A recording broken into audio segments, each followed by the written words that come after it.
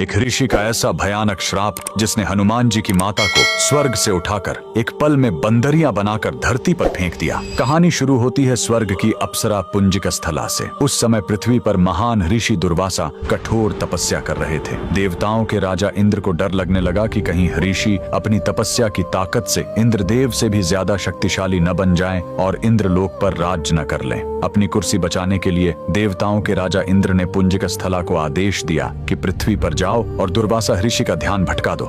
इंद्र के आदेश पर वह ऋषि के आश्रम गई और उनकी तपस्या में बाधा डालने लगी। ऋषि दुर्वासा ने गुस्से में आंखें खोली और उसे श्राप दे दिया। तूने एक चंचल वानर की तरह हरकत की है, जा पृथ्वी पर तेरा चेहरा भी वानर जैसा हो जाएगा। अप्सरा ने रोते हुए ऋषि के पैर पकड़ लिए। तब ऋषि ने दया दिखाई और मुक्ति का उपाय बताया। जिस दिन तुम भगवान शिव के 11वें रुद्र अवतार को जन्म दोगी, तुम वापस अप्सरा बन जाओगी। इसी श्राप के कारण उस अप्सरा ने पृथ्वी पर वानर राज कुंजर के घर बेटी के रूप में जन्म लिया, जिनका नाम अंजना पड़ा। बड़ी होने पर उनका विवाह महान वानर योद्धा केसरी से हुआ, लेकिन श्राप से मुक्ति पाने के लिए उन्हें एक पुत्र की आवश्यकता थी। इसलिए माता अंजना ने हम्पी के इसी अंजनाद्रि पर्वत पर भगवान शिव की घोर तपस्या की। सालों की तपस्या से शिव जी प्रसन्न हुए और वायुदेव के माध्यम से अंजना के गर्भ में दिव्य शक्ति स्थापित की। और तब इसी पहाड़ी पर जन्म हुआ बजरंग बली का। हनुमान जी के जन्म लेते ही माता अंजना का श्राप टूट गया। आज कर्नाटक के हम्पी में स्थित